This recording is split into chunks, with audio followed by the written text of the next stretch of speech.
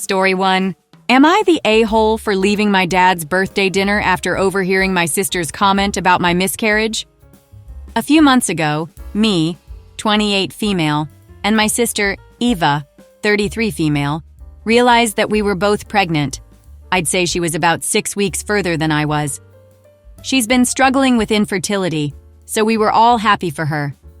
I have an older son, 2 male, with my husband, 32 male. Sadly, a couple weeks ago, I lost my baby. We told my family. They were all supportive, but I did sort of pull away from them.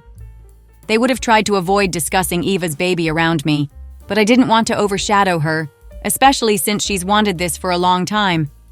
I also didn't want to be reminded of my own loss whenever I saw her. So I haven't been to my parents' place for Sunday dinner since, or really spent time with Eva, which we had been doing a lot before. I replied vaguely to any messages about my absence.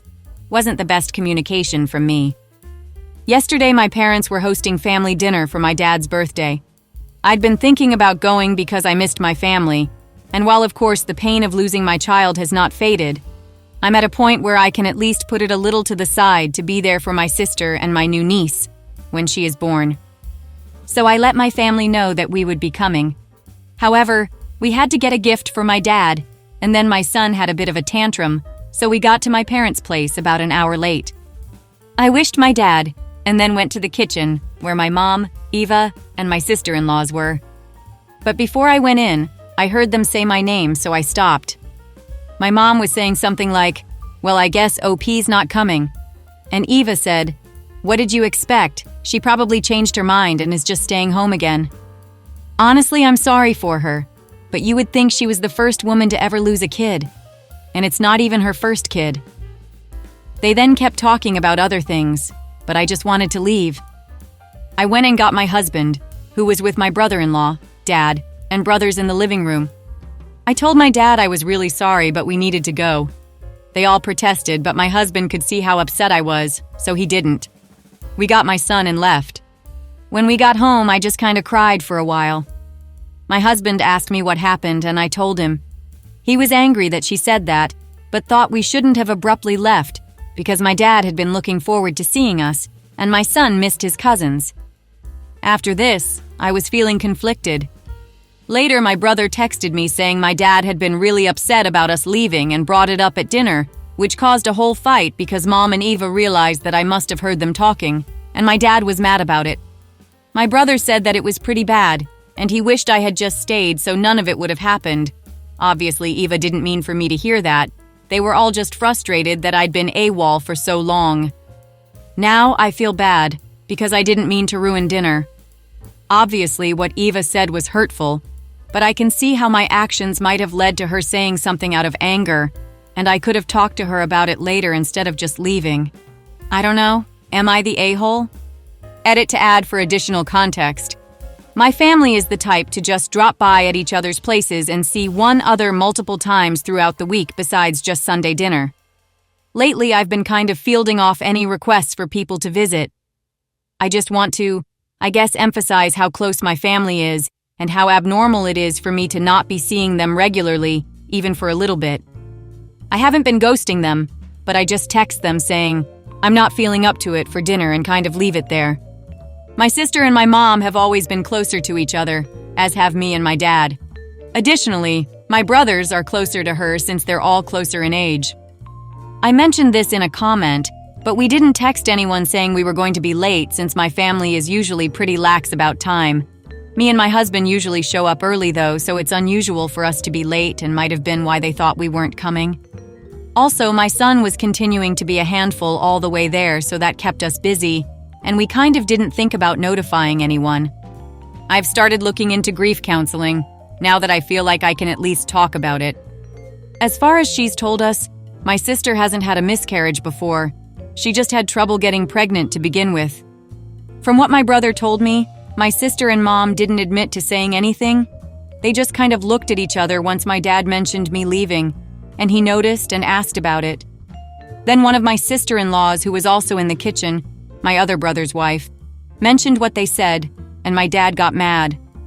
My other brother was also apparently angry with them and it just turned into my mom and sister trying to defend themselves, my dad and other brother yelling, and my brother, who texted me, trying to stay out of it. Now for the comments. Grief has no time limit. Recovery from a miscarriage sucks because hormones, pain, and suffering emotionally. The fact that your family thinks you needed to seemingly suck it up and get over it is ridiculous. So no, you weren't wrong from taking time in dealing with your loss. Sounds like that they are more focused on your sister finally getting pregnant, and they want you to do the same. It's like, how dare you make your miscarriage about yourself? Don't you know your sister's pregnant? So your sister, who has struggled with infertility, finally gets pregnant and decides that a miscarriage is no big deal because it happens all the time, and you already have a kid? Your brother is upset because the family fight wouldn't have happened if you just sucked it up and stayed? No consequence for your mom and sister? I'm sorry, but hell no. Not the a-hole. Ask your sister if she remembers not being able to get pregnant, and ask her to imagine what she would have done if she overheard you saying, "She probably is staying home again." You know she isn't the first woman to suffer infertility. She can always adopt if she wants a kid so bad. Yeah, your sister likely dreaded being around pregnant women and babies because of her struggles, even if she wasn't vocal about it. But now that she is pregnant, and now the only pregnant sister, she thinks she can look down and judge you? Imagine if it was reversed. I bet your family would be having her over for dinner and asking you to stay home because you were pregnant and it was too hard for her. I'm sorry, but she is a selfish jerk, and I wouldn't accept any apology she gives, if she does. Remember, she isn't sorry because she was wrong for what she said. She is sorry she got caught saying it. And your family is wrong for blaming you for being rightfully upset because your sister faced the consequence of voicing her thoughts out loud. Jesus Christ. What is wrong with your family? It's been weeks since you lost your effing baby. Weeks. You missed what? 2 or 3 Sunday dinners, and this is how your mother and sister speaks of you? Then your brother wishes to rug sweep it all. Your family is clearly ridiculously non-confrontational, considering how it's been conditioned into you and your brother, because I would have stepped into that room immediately after hearing something so vile and told my father exactly why I was leaving. However, I understand that it was shocking, so I don't blame you for just leaving as opposed to breaking down or making a scene there. Even your husband is acting like you should have played along in those circumstances. Not the a-hole OP, but my lord, you're related to some troglodytes. Edit. You need to sit down and talk to your dad. He's on the right side of this, but even so, I don't believe he got the full story. There's no way they would own up to saying that. I agree with you. I see why OP distanced herself from her family initially. I think I would put that plan back into place more long-term. Your closest people should support you, not talk behind your back when you are not there. People grieve differently. They should have been happy that you are at the stage you are ready to socialize. Not the a-hole for me, just shitty situation for your dad as he had no part in this, and it was his birthday.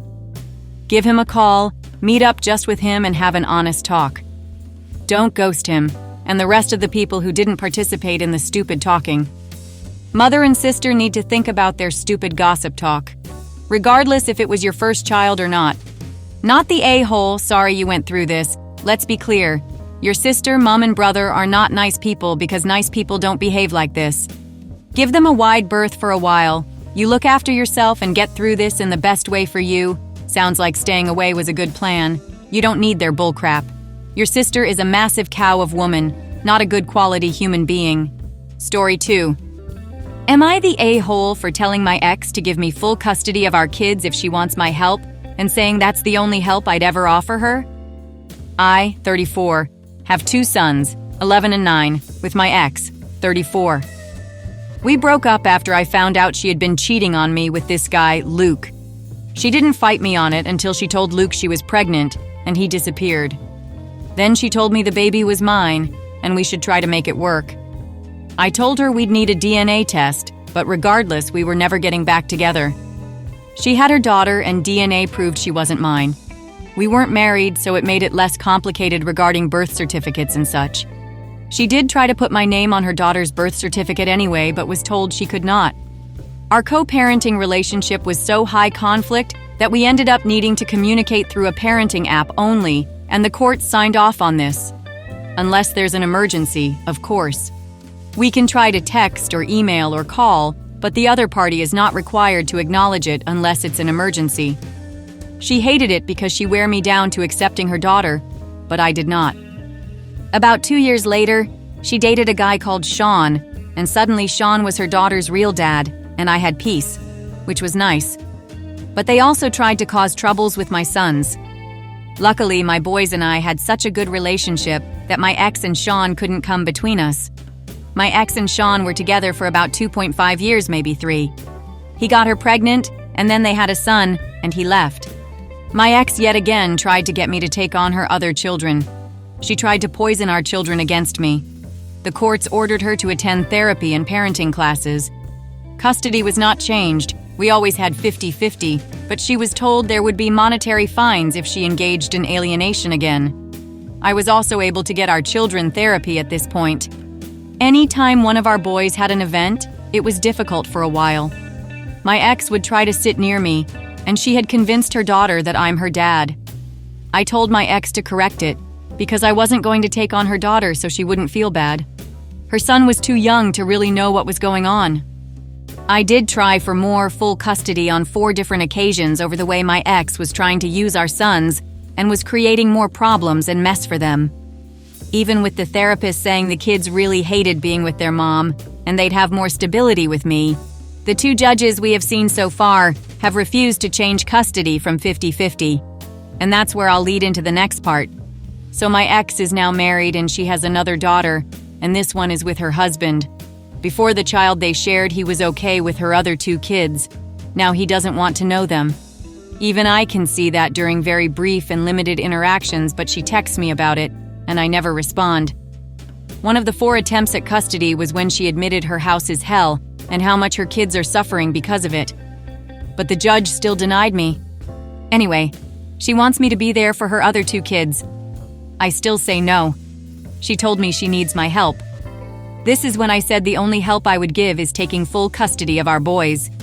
She freaked and told me I shouldn't separate them from their family and get in the way of the sibling relationship, which honestly to me, my boys don't seem to have a close or otherwise involved relationship with any of their 3 half-siblings. The therapist even stated this. But my ex is calling me an ass and saying I shouldn't take such a hard stance and should be helping for our sons' sakes. Am I the a-hole? Now for the comments, not the a-hole. What a crappy situation for you and your sons. Your best bet is do not interact at all outside of issues with your sons. I hope things get better. Sometimes judges suck. I try to do just that, and until I replied to all this after ages of getting texts about it all, I did communicate with her about was our boys, not the a-hole. This woman doesn't only need a parenting class, but also an intensive sexual education class with a focus on proper birth control, for God's sake. Wow, your ex is auditioning for a reality show called Family Feud, the sequel. You're just trying to keep the drama on stage and off your kids' lives. Wow, what a mess. This is so above Reddit pay grade. I would say not the a-hole, and hope that instead of her having 5 kids at her house, only having the 3 there might calm things down over at her house.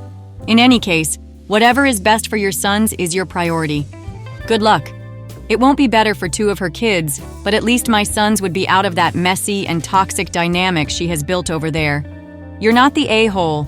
You've made it clear that you're only willing to help if it doesn't interfere with your own children's well-being, and you've already tried to step in for their sake in the past. It sounds like your ex hasn't respected your boundaries or your role as a parent, and you've been firm about not taking on her other children. You've also tried to keep things stable for your sons, which is your priority.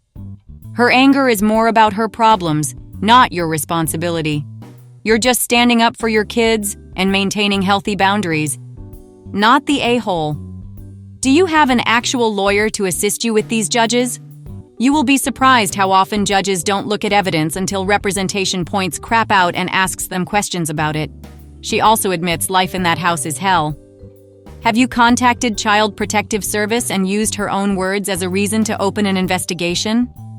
I have a lawyer, and I have appeared in front of a judge with it.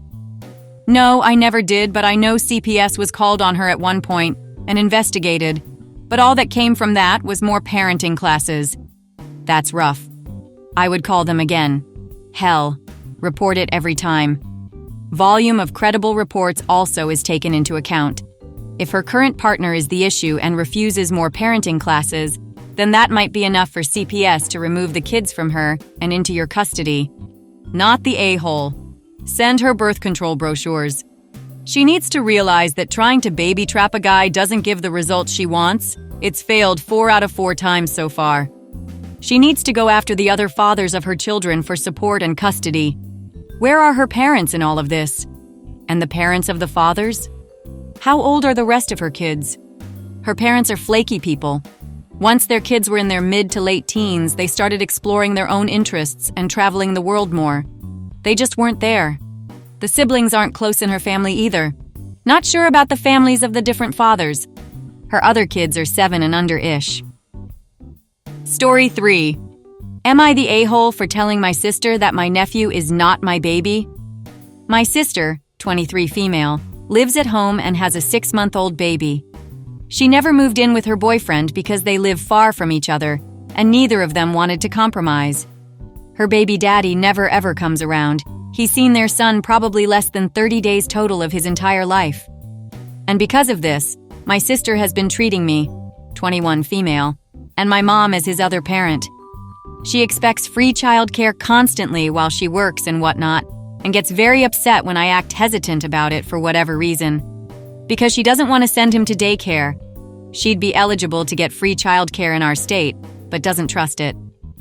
And I love my nephew to death, but these are my child-free college years.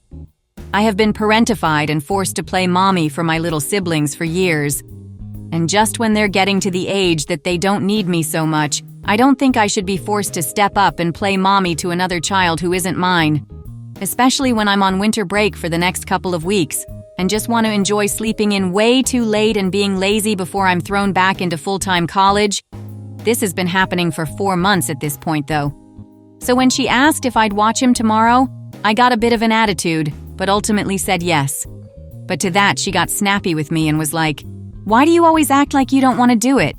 To which I got upset and responded, "Because he's not my kid, and I shouldn't be expected to do this all the time."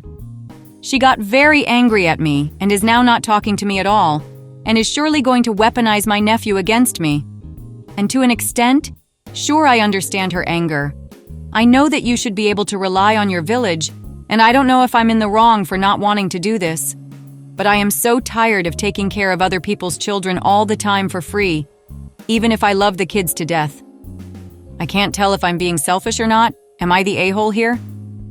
Now for the comments. Not the a-hole. You did not decide to have a baby. She did. Taking care of the baby is her responsibility. I might be hesitant to put a 6-week-old in daycare, but not a 6-month-old. Now if he goes to daycare and one day she needs you because baby is sick and can't go, then I'd hope you'd step up. But that should be a rare thing. It's her kid, not yours. Yeah, if it was a once-in-a-while thing, I wouldn't mind it so much. But expecting me to get up at 7 a.m. 3 to 4 days a week for months with no plan on ever arranging other childcare is absolutely bizarre. I love my nephew to death, but I cannot keep doing this. I don't have kids yet for a reason. Not the a-hole 100%. She expects free childcare constantly while she works and whatnot, and gets very upset when I act hesitant about it for whatever reason. You didn't choose to have a child? She did. She's got no right to foist her responsibilities on you. If she doesn't trust the childcare, it's on her to find another solution. You absolutely have every right to enjoy your freedom. You're 21. I don't think I should be forced to step up and play mommy to another child who isn't mine. Absolutely. Especially as you have already had to go through parentification, which is never okay. If she weaponizes your nephew against you, that's a clear statement of who she is. Doing that is always disgraceful. You aren't being selfish. She is. Stand your ground. Not the a-hole, but you are still mired deep within a false sense of obligation. You need to step back and have a long and hard think about what you having these college years means to you. What they can be, if you live them as you want to and deserve to, and then fight for them. Because otherwise you won't get to live them, and they will never come back. You will spend them babysitting and being bossed around. Experiences you would have had, friends you would have made, Things that would have influenced your whole life won't happen. You need to work out just how much babysitting you are willing to do and then not do an hour more. You need to be utterly strict about it and take no shit. You need to not care a damn how your sister tries to punish you with moods and whatnot. Ultimately, she is the one who wants something out of you, and anything you give her is something she should be grateful for. You don't owe her any of it. She is the mother. If she feels entitled to it because you have spine made of tofu, then she won't even feel grateful because you doing it is the norm and only to be expected. You giving in will only be rewarded by her feeling entitled to it and then getting angry whenever you aren't sacrificing as much as you can for her sake all the time. If I were you, I would only give her a minimum of babysitting, bar emergencies, and then be ruthless about having your time respected, with babysitting cut off for a time for any infractions. This is the only way you will be respected and appreciated. Your sister will cope. She will find a way and start making her own sacrifices properly as she should, because her baby is her responsibility. Of course, if manipulating and pressuring you into sharing half the load works, she will choose that, but if it doesn't, she will find her own way. You just have to weather out the storm after you start saying no and mean it, and she reacts by trying to make it easier for you to give in rather than deal with all she's throwing at you. It will end if you stick to your guns. But there is only a light at the end of that tunnel if you ride things out. Great life advice. Putting in place boundaries can be tough, especially when people you care for try to guilt trip or manipulate you into breaking them. Ultimately, OP, when she's not respecting your boundaries, she's saying she doesn't care as much for you as you appear to do for her child. At the end of the day, the only person who can 110% stick up for you and give you what's best is you. Put yourself first, because no one else will. And as the commenter above said, you don't want to miss out on your life for someone else's. Thank you for listening. If you like the video, consider like and subscribe. If you want more stories like these, turn on your notification to receive the latest stories.